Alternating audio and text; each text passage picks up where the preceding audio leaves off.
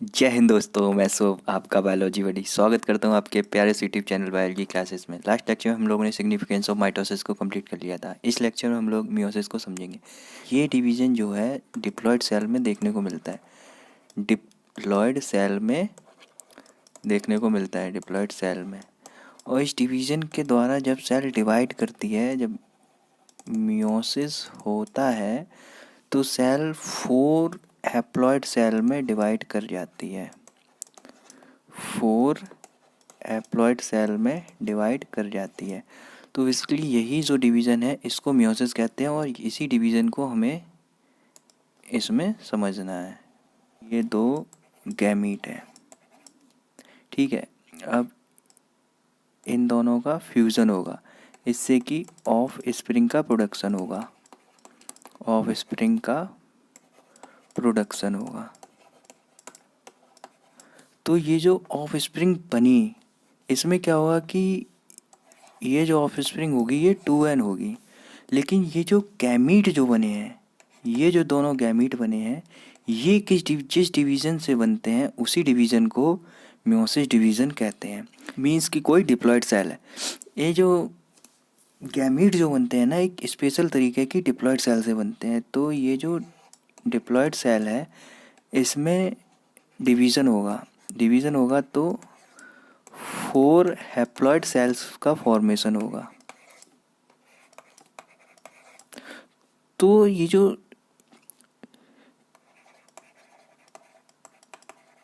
Special cells होती हैं, इनमें जो डिवीज़न होता है इसी डिवीज़न को मियोसिस कहते हैं।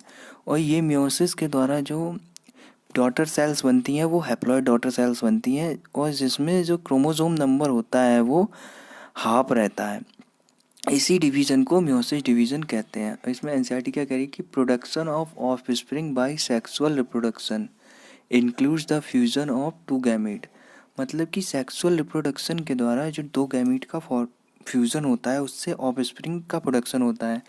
और जो ऑफस्प्रिंग होती है, बनती है, उसमें जो गैमीट्स होते हैं, दोनों गैमीट्स के पास अपना हैप्लॉयड सेट ऑफ क्रोमोसोम होता है, जिस वजह से हैप्लॉयड सेट ऑफ क्रोमोसोम होता है। और जो गैमीट्स होते हैं, gametes are formed from specialised diploid cells. जो गैमीट्स जो होते हैं वो स्पेशल तरीके की डिप्लॉयड सेल से बनते हैं। और जो special kind of cells division that reduce the chromosome number by half result in the production of haploid daughter cells. Means की जो स्पेशल काइंड की डिप्लॉयड सेल्स हैं, इनमें जब डिवीज़न होगा तो क्या होगा, क्रोमोसोम नंबर घट के आधा हो जाएगा। और उससे क्रोमोसोम नंबर घट के आधा हो जाएगा, और उससे जो डॉटर सेल्स बनेंगी वो हैप्लॉयड डॉटर सेल्स होंगी। और जो वो डिवीज़न हो रहा है, जो डॉटर सेल्स हैप्लॉयड बननी है, क्रोमोसोम नंबर हाफ हो जा रहा है, उसी डिवीज़न को मियोसिस कहते हैं। तो मियोसिस क्या हो गया कि स्पेशलाइज्ड टाइप की जो सेल्स होती हैं उनमें क्रोमोसोम नंबर घट के आधा हो जाता है, और जो डॉटर सेल्स का फॉर्मेशन होता है वो हैप्लॉयड डॉटर सेल्स का फॉर्मेशन होता है। और ये जो डिवीज़न होता है इसी को मियोसिस कहते हैं। मियोसिस डिवीज़न की वजह से जो डिप्लॉयड सेल्स जो होती हैं वो हैप्लॉयड सेल्स में कन्वर्ट हो जाती हैं, हैप्लॉयड सेल्स में कन्वर्ट हो जाती हैं, हैप्लॉयड सेल्स में कन्वर्ट। जैसे कि मेल है तो उसका जो स्पर्म होता है वो एन होता है, और फीमेल उसका जो एग होता है वो भी एन होता है, स्पर्म और ये हो गया एग। अब यहाँ पे हुई सेक्सुअल रिप्रोडक्शन। सेक्सुअल रिप्रोडक्शन के द्वारा ये जो दोनों हैप्लॉयड सेल्स हैं, इसमें क्रोमोसोम नंबर हाफ है, इनको क्या बोलेंगे, स्पर्म और एग, या हैप्लॉयड सेल्स हैं या गैमीट्स हैं, इनको इन दोनों में फ्यूजन बाय सेक्सुअली रिप्रोडक्शन। फिर जो प्रोजेनी या ऑफ स्प्रिंग बनी वो बनी 2n। मीन्स कि मियोसिस डिवीज़न के द्वारा डिप्लॉयड सेल से हैप्लॉयड सेल बनी, और हैप्लॉयड सेल्स के बाद बाय सेक्सुअली रिप्रोडक्शन जो गैमीट फ्यूजन से जो ऑफ स्प्रिंग बनी वो वापस से डिप्लॉयड हो गई। मीन्स कि जो डिप्लॉयड कंडीशन यहाँ पे जो थी वो diploid condition with the help of meiosis division haploid में चेंज हुई, और फिर सेक्सुअल रिप्रोडक्शन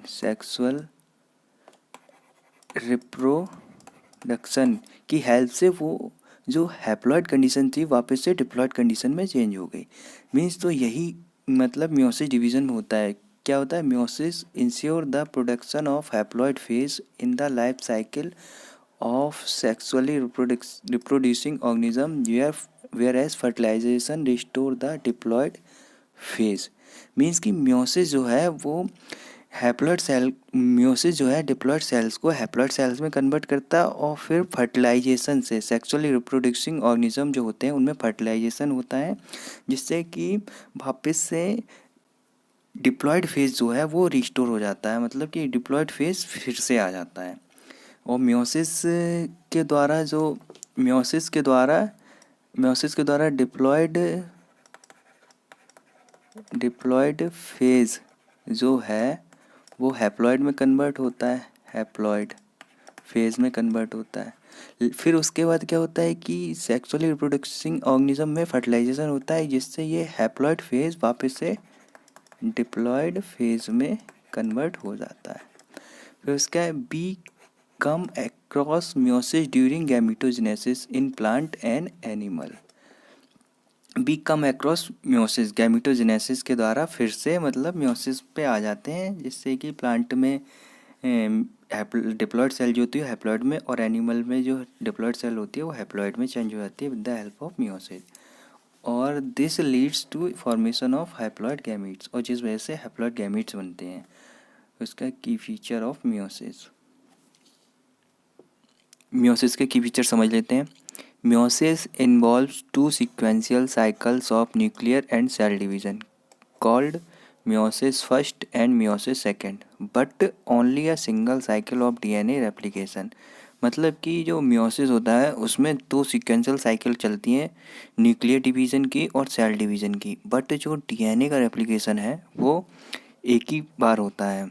जो ये दोनों सीक्वेंशियल साइकिल चलती हैं इनमें जब न्यूक्लियस और साइटोप्लाज्म का जो डिवीज़न है वो 2 बार होगा, बट जो डीएनए का रेप्लिकेशन है वो सिर्फ एक ही बार होता है। इसीलिए इसको क्या है, तो मियोसिस फर्स्ट और मियोसिस टू दो में डिवाइड करते हैं। फिर उसके बाद meiosis first is initiated after the parental chromosome have replicated to produce identical sister chromatid at the S phase. Means कि जो जीवन का जो क्रोमोसोम है वो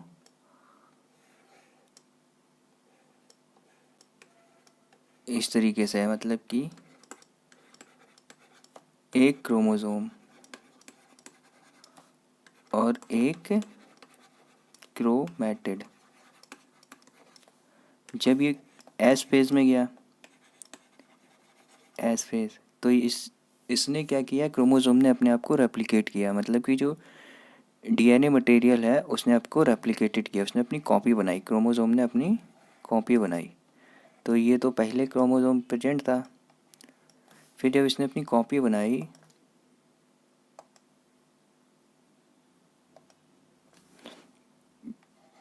तो उसने इस तरीके से अपने आप को रेप्लिकेट किया। तो अब जो एस फेज में जो क्रोमोसोम होगा वो एक क्रोमोसोम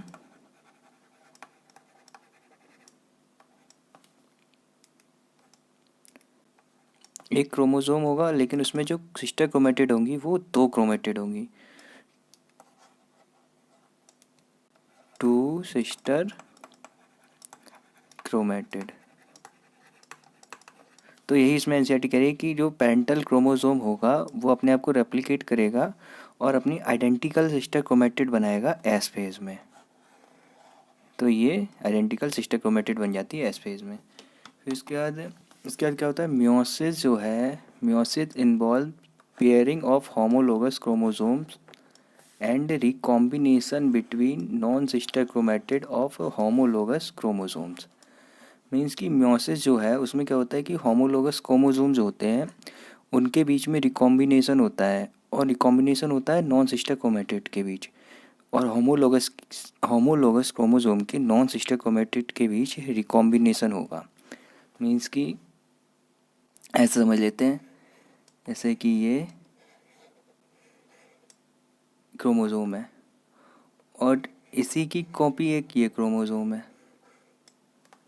ठीक है। तो ये जो क्रोमोज़ोम हो गए ये होमोलोगस क्रोमोज़ोम हो गए, होमोलोगस क्रोमोज़ोम। और ये जो दोनों हैं ये आइडेंटिकल सिस्टर क्रोमेटिड हैं, आइडेंटिकल सिस्टर क्रोमेटिड। बट जो ये जो क्रोमेटिड है और ये जो क्रोमेटिड है, ये जो क्रोमेटिड दोनों क्रोमेटिड है ना, ये नॉन सिस्टर क्रोमेटिड हैं ऑफ होमोलोगस क्रोमोसोम। मतलब कि ये जो हो गई ये हो गई नॉन,